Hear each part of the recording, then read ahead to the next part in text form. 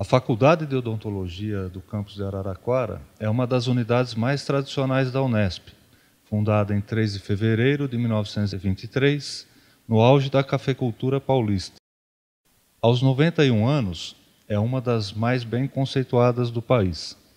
Por iniciativa do professor Dr. Wellington Dinelli, na década de 70, foi criado na instituição o Museu de Odontologia, que reúne um valioso acervo de caráter cultural e científico, que preserva e divulga tanto a história da instituição quanto da odontologia. Com o passar dos anos, em reconhecimento ao trabalho do fundador, o local recebeu a denominação de Museu Odontológico Professor Dr. Wellington Dinelli. E foi o próprio professor Dinelli que contou a história do museu à reportagem da TV Câmara. Na década de 1970, o professor Rafael Lia Rovsen, recentemente falecido, ele havia conseguido algumas peças e essas peças ele colocou em exposição. E logo em seguida ele foi para São Paulo para assumir a vice-reitoria e eu assumi a continuidade do museu. Então nós publicamos em revistas, em informativos da odontologia, quem tivesse alguma peça, algum consultório, algum livro que nos enviasse. E isso surtiu efeito, porque hoje nós temos um acervo muito grande. E essa foi tem sido a história desse museu, que contempla 2 aspectos. Primeiro, o aspecto relacionado com a história da Faculdade de Odontologia de Araraquara e, em segundo plano, ou uma segunda vertente, seria a evolução da profissão odontológica através dos tempos. A odontologia, ela surgiu em que ano? No século XIX? Nos séculos anteriores, já bem remotamente, já existiam os cirurgiões dentistas práticos, né? E na antiguidade quem exercia a nossa profissão eram os barbeiros. O cidadão ia cortar o cabelo, já aproveitava a tratar os seus dentes. Mas depois a odontologia começou a ter uma significação maior no século XVIII, no século XIX, com uma clarificação maior de pessoas envolvidas, como um cidadão chamado Green Vardiman Black, que nós podemos chamá-lo de pai da odontologia moderna, até uma efígie dele ali, que poderá ser mostrada. Mas a odontologia sofreu, durante muitos anos, uma característica de uma profissão prática, mas a ciência odontológica nasceu nos meados do século XX e foi evoluindo até agora. Em relação ao acervo, o acervo é muito grande, não é? Contempla, no aspecto histórico da faculdade, material didático, equipamentos que eram utilizados nas aulas num período mais antigo. Nós temos também alguns móveis, né? Livros antigos e que marcaram a trajetória dessa faculdade através dos anos. Agora, em relação à nossa profissão, nós temos muita coisa. Temos consultórios, temos instrumentos, temos equipamentos que poderão ser visualizados ao longo dessa entrevista. E equipamentos e instrumentos evoluíram muito, né, ao longo dos últimos anos.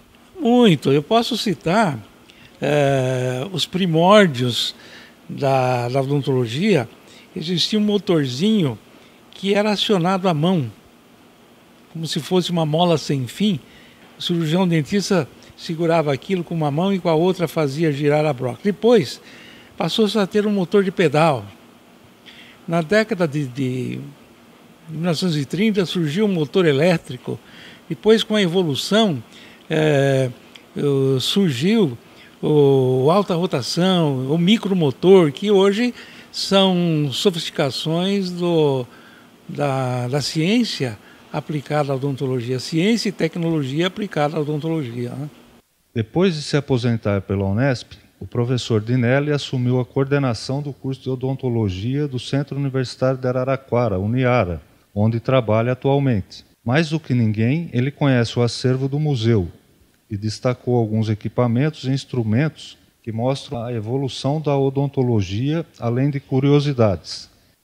Nessa peça aqui, a figura de Grinvard Man Black, que foi e é considerado o pai da odontologia moderna, porque no final do século XVIII, começo do século XIX, ele se empenhou a fazer um estudo da odontologia e começou a implantar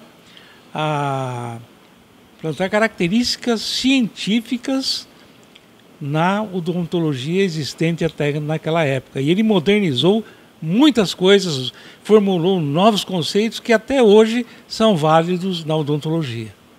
Muito bem, esse equipamento aqui é dos mais antigos, porque essa cadeira aqui da marca S.S. White é datada de 1895 e era uma cadeira utilizada pelo cirurgião dentista chamado dentista itinerante. Ela é composta aqui de um encosto e de um assento de couro, uma armação de ferro dobrável que cabe dentro daquela caixinha ali. E o cirurgião dentista dobrava esses equipamentos, desmontava, colocava dentro da caixa, colocava em cima de um meio de condução e levava para as fazendas, para as chácaras, e ali ele exercia a sua profissão. Essa cadeira era acompanhada por este motorzinho aqui, tocado a pedal, né?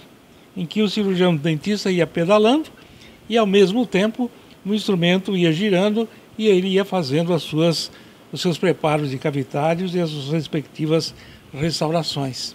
Numa antiguidade mais remota, nós encontramos esta cuspideira, que era acoplada àquela cadeira que nós mostramos, do dentista itinerante, em que o paciente ia depositando a sua saliva e depois, no final do dia, ou de hora em hora, ou de tempos em tempos, o dentista jogava isso aqui e descartava isso em algum lugar. Mas, posteriormente, houve uma modernização um pouco melhor do que esse pequeno vaso aqui. É uma cuspideira, o mesmo princípio, em que a saliva era depositada nesse vaso de alumínio e um depósito de água fazia com que, através dessa bombinha, a água circulasse limpando a cuspideira.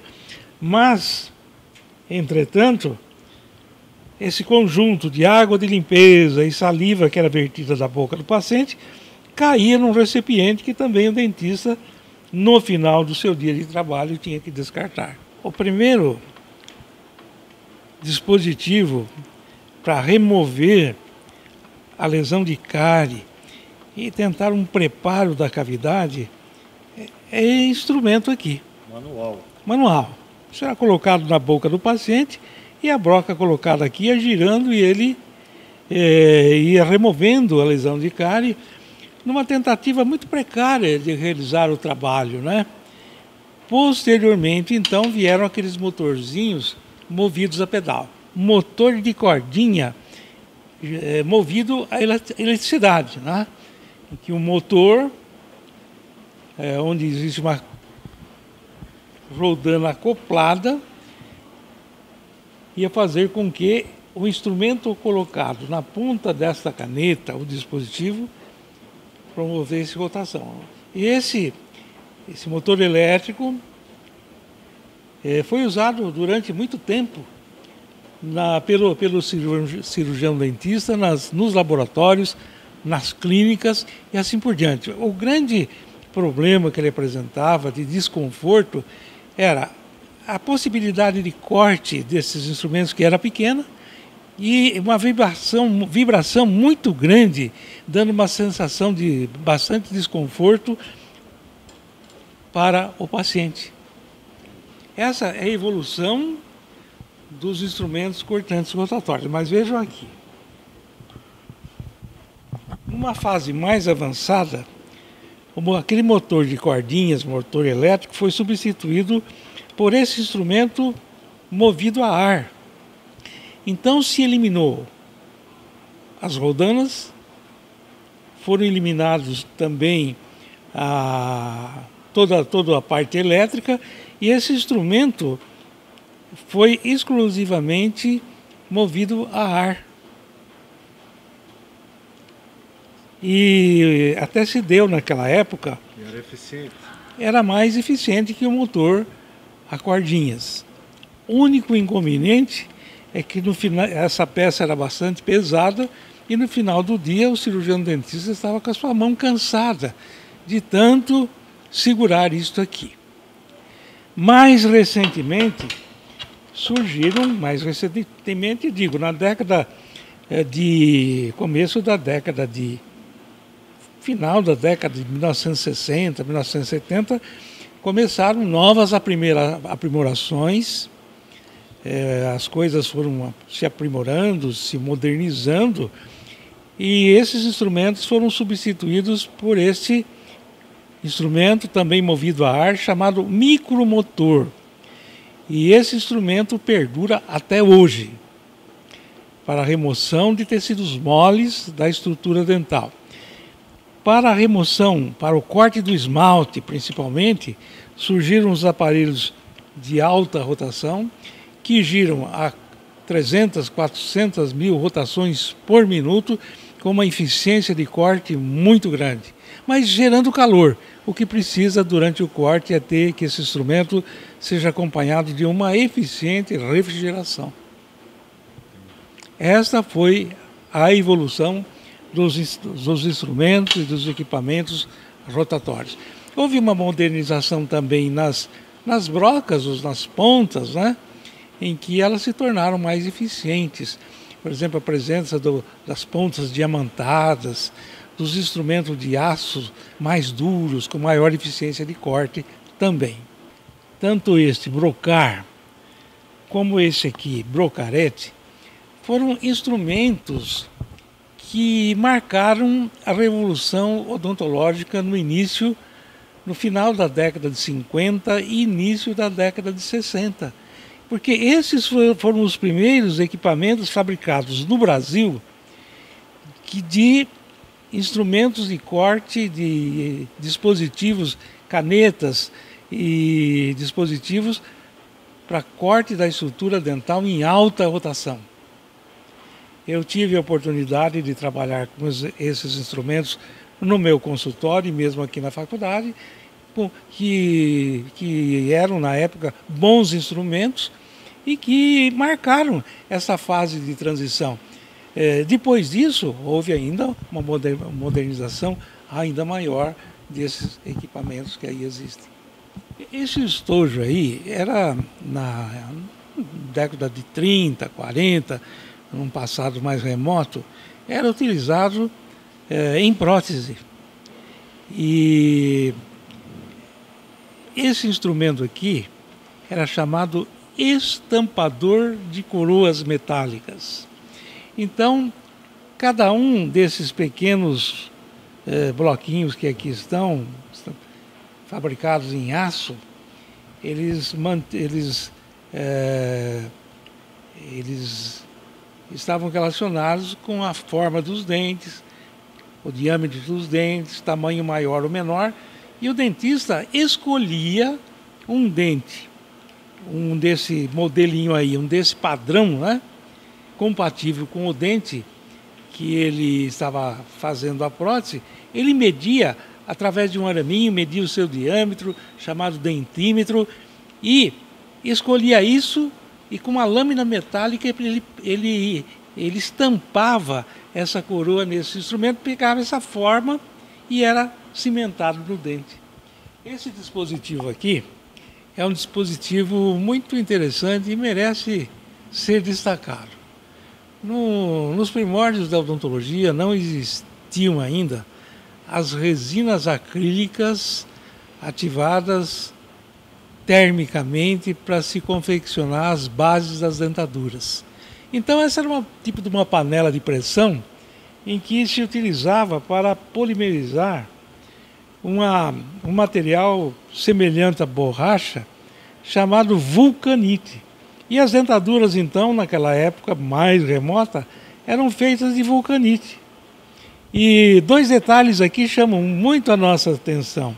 A presença dos dentes de ouro, naquela época era uma solicitação, ou até uma exigência dos pacientes daquela época, e muitas vezes a dentadura tinha dificuldade de ser estabilizada na boca, e o dentista fabricava, então, uma perfuração no centro da dentadura, chamada câmara de sucção, que na realidade sempre se configurou como uma técnica capaz de promover lesões pré-cancerosas e até cancerosas na cavidade bucal, porque o tecido mucoso da boca penetrava nessa cavidade, tomava esse formato e era submetido a uma área constante de irritação. Professor Wellington, como é que eram feitas as cirurgias odontológicas antigamente? As extrações de dentes sempre existiram e essas extrações sempre foram feitas com chamados fórceps, cuja forma e extremidade ativa, essas extremidades ativas foram se aprimorando ao longo do tempo para que se desse maior garra do fórceps na estrutura dental, que deveria ser removida. Ainda é mantido este princípio, ainda está mantido. Mas na antiguidade surgiram, nós temos aqui dois instrumentos muito interessantes. O primeiro deles é um extrator de raízes, que é um verdadeiro saca-rolhas. Isto, aqui está uma extremidade ativa em rosca, isso era rosqueado na raiz do dente, na perfuração que corresponde ao canal radicular, e depois se extraía a raiz. É preciso ter muita força, né, no braço. Precisa. E muita cautela também para não acabar fraturando a raiz, dificultando ainda mais a extração. Por outro lado, nós temos um outro instrumento aqui bastante antigo, chamado saca-moelas, em que o dente era envolvido por essa garra aqui e se fazia a torção e o dente era deslocado e removido. São situações bastante históricas e folclóricas até da odontologia. Já tinha anestesismo, acreditamos que sim. Professor Wellington, essa é uma cadeira de dentista ou de barbeiro?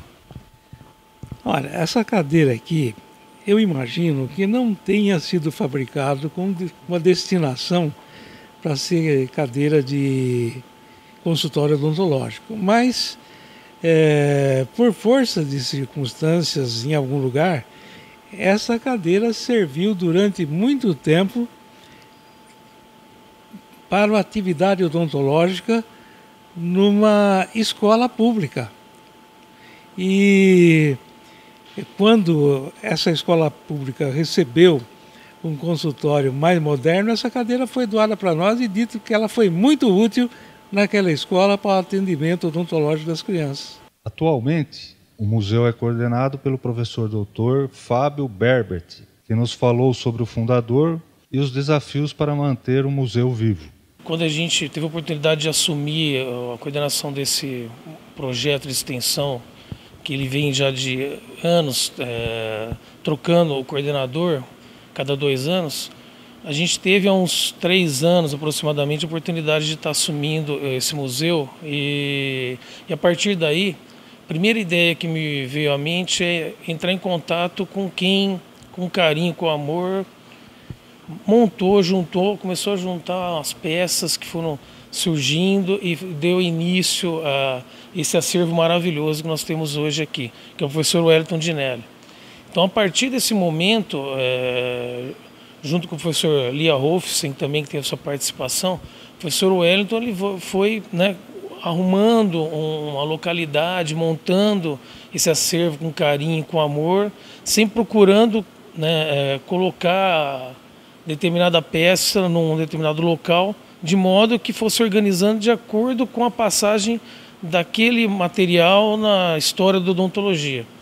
E quando eu tive a oportunidade de assumir aqui, eu verifiquei uma dificuldade de reorganizar algumas peças, algumas cadeiras, às vezes peças que não estavam casando uma com a outra.